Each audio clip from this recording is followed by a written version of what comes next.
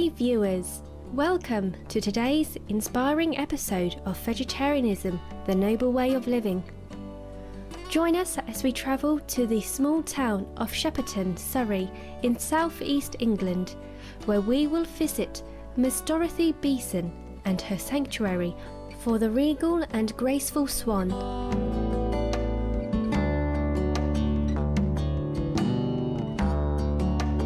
Founded in the early 1980s, the Swan Sanctuary is now the largest and only completely self-contained swan hospital in the UK. My name is Stephen Knight. I'm one of the trustees of the Swan Sanctuary. Me and my partner Dorothy, we've built this swan hospital up over the years. We certainly sort of get called to all sorts of rescues. We're kept quite busy here at the hospital. We probably treat 2,000 a year. And as you can see, we also deal with other water birds. We just specialise in swans, but take anything that is from the water.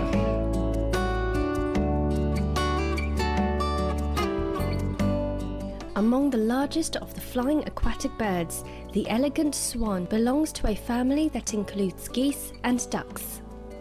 There are 7 swan species in the world. Globally, the most commonly found species is the mute swan, who resides in Europe, North America, and North Central Asia. The beautiful black swan is native to Australia and New Zealand, and perhaps the rarest and most distinctive of all swans, the black-necked swan, is native to South America. Swans are found in temperate environments around open waters, rivers and lakes. These vegans feast on roots, tubers, stems and leaves of aquatic and submerged plants and live peacefully with their family members, spending most of their time on the water.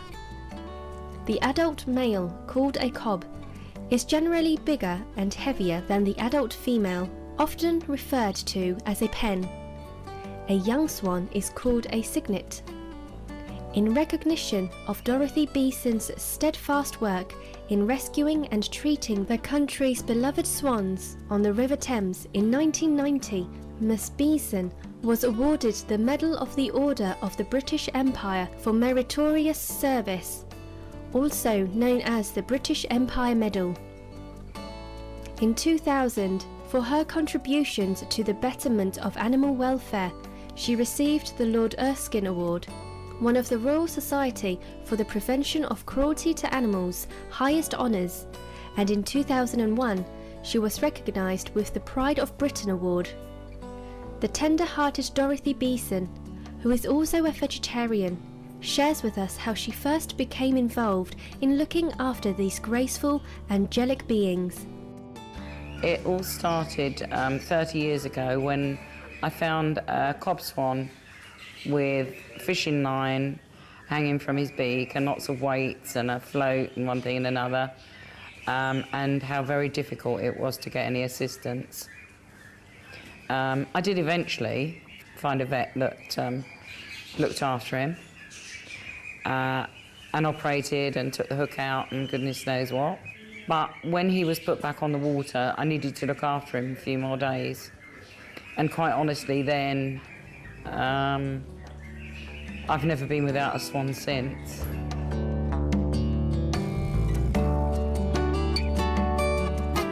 During its first decade of existence, the Swan Sanctuary grew from a small reserve in Miss Beason's back garden into a 2-acre site located in Egham, Surrey. In order to finance the expanded sanctuary, she sold her house and moved into a caravan with her partner Stephen. As the sanctuary's workload rapidly increased, Dorothy Beason realised that an even bigger plot of land was needed. After years of searching, a new home was found in 2005, and the sanctuary was shifted to its current location in Shepperton, Middlesex on the River Thames.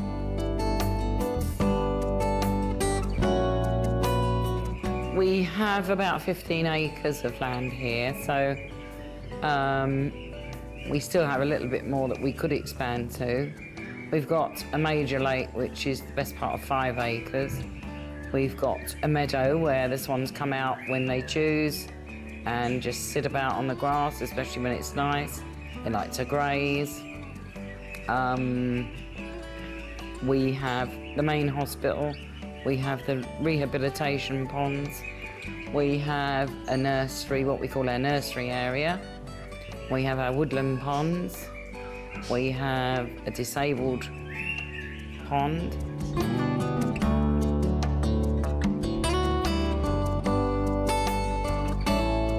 One of the most common causes of injury to swans is the accidental swallowing of discarded fish hooks while they are foraging for food in the riverbeds. Power lines located near water also pose an enormous danger to swans who run the risk of becoming entangled or crashing into them during flight. The biggest threat to swans, however, is the pollution from human activities which tremendously harm their habitat. We get calls about swan rescues from just about anywhere. It could be a fishing-related injury. It could be a collision. They could hit pylons. They could hit buildings. They could just misland on roads. Or it could be just general vandalism. This is one of probably the only places that has its own operating theatre and x-ray rooms. So it means that when a patient comes in, they don't then have to be transported to a veterinary surgery for a vet to do whatever and then the bird brought back, because that's so very unsettling for them. Here it's all done under the one roof. Initially, when a swan is put in, is examined in the treatment room there, we assess the injuries and the vet comes and decides on a course of treatment. While they're on treatment, they stay in the hospital. Once their actual treatment medications have finished, they go to one of the little outside pools so that we can observe them for another few days. And then those that go home, which is the majority really, can then go from that point, and we take them back to where they've come from. Those that have actually had a wing amputation or have their leg in a cast or whatever, they have to stay with us, of course, for quite some time. The bird, once it's recovered, is then put into a fairly natural situation, which is our main lake, where they can live without any trouble from fishermen or humans or whatever, but still live as close as nature intended as is possible for a bird in that position. Let's now follow Dorothy Beason for a fun tour around the loving sanctuary and meet the adorable residents. First, let's visit the hospital. This whole unit is the hospital come partial rehabilitation, or even just a growing area for some of these babies, because when they join us, they've usually been through some trauma or other and need a nice safe environment to spend the first month or two. This is a goose, a Canada goose. This one here came from, he hit Hampton Court Bridge. So he's being quiet today, but he's taken himself over to the food. In here, probably the sickest one is the one that impaled himself on a metal railings, and he's having daily treatment to keep the wound nice. It is actually doing very well, but he's still on high doses of antibiotics. They love the areas of sunshine, as you can see, where the sun's coming through the window.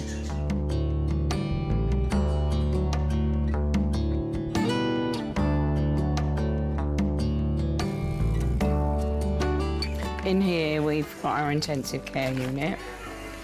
We've got 2 beds which are normally post-operative beds, so where they've just had surgery, they come in here until they've We've got over anaesthetics, etc. And then they're moved back into the main part of the hospital. But for these little fellas who've all got the most awful leg injuries, it's easier just to manage them in here. But they're quite happy, they're certainly eating well. Quite lovely little creatures, 2 little grey legs and an Egyptian goose. The treatment room, this is where we just do the basics.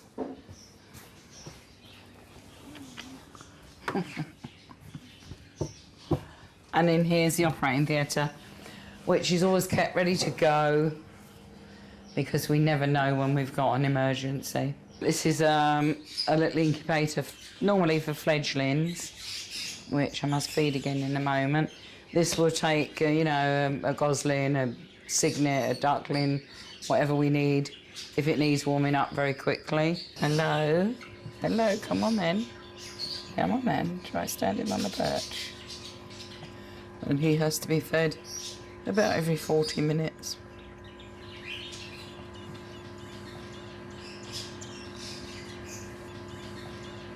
The 3 here only arrived a couple of hours ago.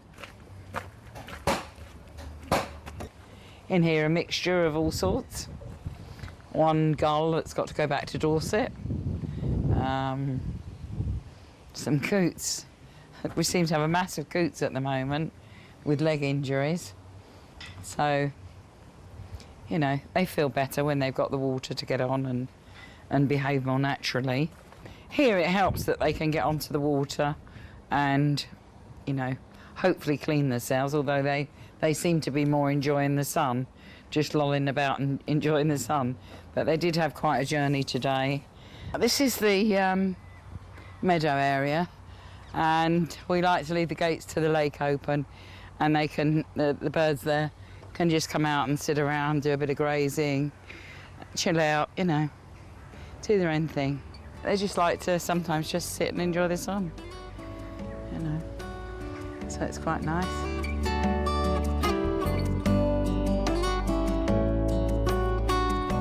To ensure the safe and fast recovery of the sanctuary's residents, the outdoor enclosures are also well protected.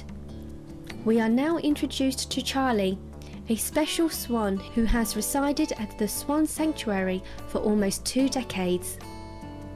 This enclosure is has got its own waterway which comes through and eventually goes through the reed bed. It's a nice, safe area. We've given them quite a large enclosure here, and normally it would have a few swans on it, but Charlie the Hooper's been a bit moody, so we're just allowing him a little bit of space on his own. This is Charlie. And come on then, come on. Charlie's a hooper swan, and his mate is a cross hooper trumpeter. So it's quite a combination, not one that you would normally find. So she's unique, actually. Hello. Hey, good boy. Come on. Come on. And that's his mate. His mate is. It's just Mrs. Did you know that swan couples have one of the most romantic relationships in the bird kingdom and typically pair for life? They are often called lovebirds. And when 2 swans meet face to face, their elongated necks form a beautiful heart shape that is seen as a symbol of lasting affection. Our appreciation, Dorothy Beason, for giving us a first-hand look at this Swan Sanctuary. Indeed, the birds that come here for healing are truly blessed to be under your care. With love and gratitude, Supreme Master Ching Hai is honouring the Swan Sanctuary with the Shining World Compassion Award and £10,000. For more information on the Swan Sanctuary, please visit www.theswansanctuary.org.uk. Join us again next Tuesday, September 6th, on Vegetarianism, the Noble Way of Living, as we continue our tour around the Swan Sanctuary, learn how swans communicate, and hear a touching story about how a pair of swans became reunited after a rescue. Lively viewers, thank you for joining us today on our programme. May we always appreciate the eternal beauty of God's creation.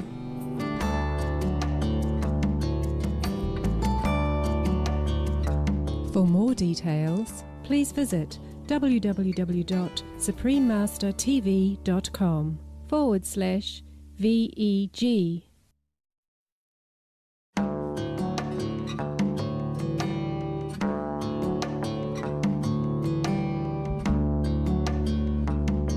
What is more beautiful than seeing a swan gliding across water? Joyful viewers, welcome to the conclusion of our two-part programme on the Swan Sanctuary in Shepperton, Surrey, UK, founded by Miss Dorothy Beason, a vegetarian. Beginning her mission in the early 1980s, Miss Beason has been caring for swans for over 3 decades. In recognition of Dorothy Beason's steadfast work in rescuing and treating the country's beloved swans on the River Thames in 1990, she was awarded the Medal of the Order of the British Empire for Meritorious Service, also known as the British Empire Medal.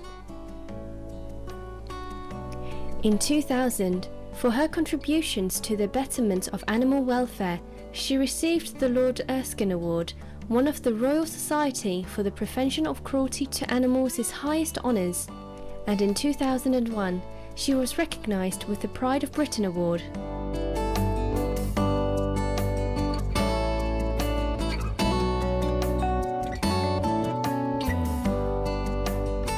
They are regal and always dignified, always dignified. I mean, with even the most atrocious injuries, they retain their dignity. They become the most marvellous of patients.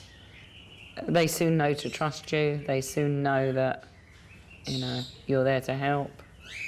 I find them very spiritual. I really feel that I have a link from my soul to theirs. And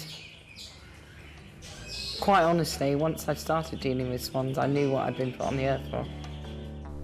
Run by Miss Beason and her partner Stephen Knight, the Swan Sanctuary is not only the largest, but the only complete self-contained swan hospital in the UK. Approximately a third of the 6-hectare site is covered by a major lake that connects to the famed River Thames. The sanctuary also includes a meadow, a hospital, rehabilitation ponds, as well as nurseries for baby swans, which are called cygnets. An adult male, called a cob, is generally bigger and heavier than the adult female, often referred to as a pen. The flock of happy residents is cared for by a team of dedicated staff. I have 3 men and 1 young lady that does part-time. And myself, and normally there's my daughter, there's Stephen. So it's probably about 9, 10. And then we get some volunteers on top of that. But there is an enormous amount of work that has to be done to keep the hospital in really tip-top, clean conditions. It's just never ending, really. We asked Miss Beason to describe a typical day's routine at the Swan Sanctuary.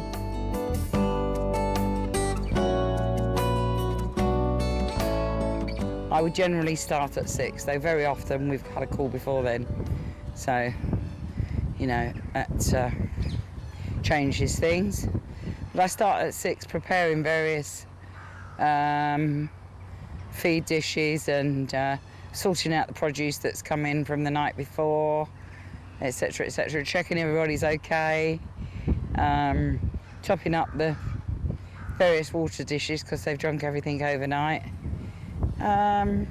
Just generally keeping myself busy till the staff get here about 7:30, 7:15, 7:45.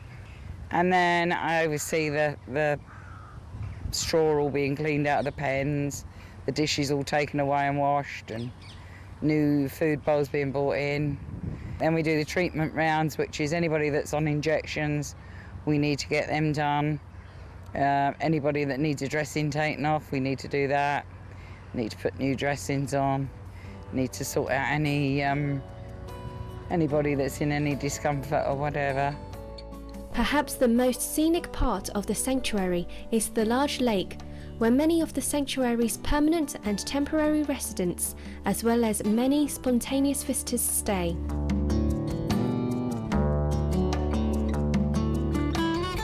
This is the entrance to the main lake, and it was an old gravel workings, and it's joined to the Thames from that area over there where the pontoons are. There's a real good variety of birds here, not just swans and geese and ducks. We put swans here who can't go back to the wild, and as you can see, quite a few of them have only got one wing. We've got hoopers, we've got black swans, we've got all types of geese, we've got coots, moorhens, mallards, grebes.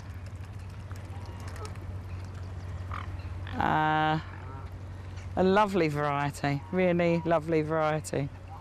They know they're going to get fed. There's areas of the lake that have got actually natural weed growth. So they come across some things themselves. In the wild, swans can live up to 20 to 30 years of age. These placid beings generally pair up for life and remain together throughout the year. And sometimes people say, oh, you know, you should find this one a mate because it hasn't got one. But it doesn't work like that. They have to choose themselves. When swans reach the age of 4 and they're looking for a mate, when they've actually found what we presume would be the true mate, they stick together, they communicate between each other, their language is softened, and it is quite lovely. But you see an even deeper sense of being committed to each other once they've produced their first offspring. And I mean, with this particular first cob that I ever treated or was ever involved with, I mean, he actually brought his youngsters to see me. So I used to go to this lake every day. And there he came with this little group of 5 little tiny babies, as if to say, look what I've got. And just absolutely, you could tell that it was just, he was just so proud. You would need to study the behaviour of a true pair to actually see how committed and devoted they are. Yeah, they really are. It's quite wonderful.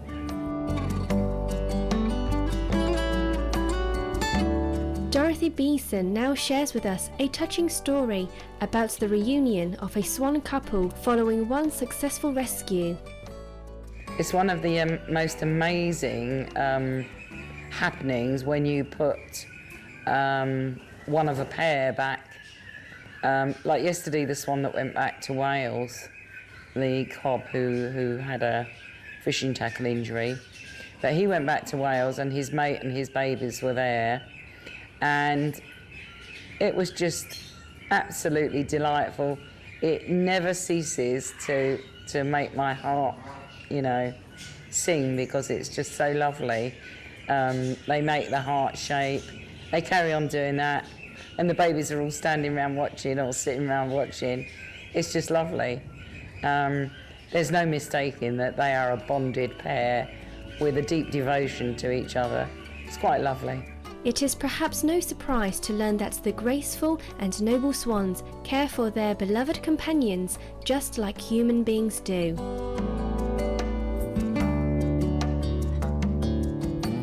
I can also remember bringing in a male whose female was already here, really, really ill. Me thinking that the male would encourage her to get better. And it wasn't to be, but she was awake long enough to communicate with him, and he knew, he knew. And we left them for a while after she died, and once he'd made up his mind that that was it, and he'd sat with her long enough, then he was ready to go home. How do swans communicate? Sounds are just one of the ways the birds interact with each other. It's very often by bringing a mate into a sick bird. It does lift their spirits and aid recovery. They communicate, and once they're communicating, you know that hopefully the sick one will recover, or the injured one. They actually talk. Like? Sounds. There's various noises that they make, and I know that it's them saying that that's okay, or everything is all right. And little head nods, and yeah, it's quite lovely. Swans are thought of as among the most devoted parents in the animal world. Male swans help with nest construction, and once the eggs are laid, the females tend to the nest, keeping the eggs safe and warm until the young ones are ready to hatch. When a pair of swans decide to mate and produce offspring, they've already gone off and found their own area. The cob will chase off anything. And he's protecting that area, the food source for his offspring. They're very strong on family. They certainly will lay their life down for their offspring. They show a lot of passion and a lot of love. And they're also very beautiful and very graceful. They certainly have a serenity about them. There's a very strong bond when they're a couple that have bred for a few years, and then they've then got their babies again for the next year, and you can just tell they're experienced, they're comfortable with each other. They have both got the same sense of caring towards their babies. In closing, Dorothy Beason shares some of the touching moments that have kept her going all these years. In the treatment room, when we brought this one in and it's got some horrible injury, and it puts its head over your shoulder, and you think, okay, I think their communication is like something as sensitive as putting their head on your shoulder, or just generally sitting there and taking the treatment that you're giving them. You're putting an injection in them, and they don't move. They absolutely don't batter a blink. I think they do. What they give back to me is recovery, is they recover and they can resume their lives. To me, that's the most important thing.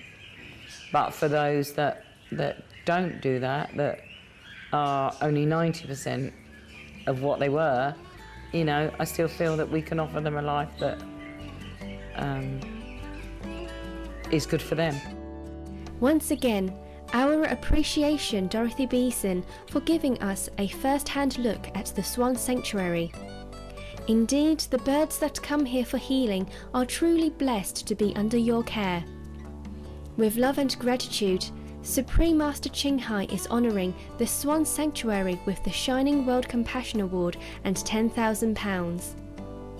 For more information on the Swan Sanctuary, please visit www.theswansanctuary.org.uk. Serene viewers, we appreciate your tranquil presence today on Vegetarianism, the Noble Way of Living. Coming up next is Between Master and Disciples. May our lives always be filled with the sweetness of true heavenly love.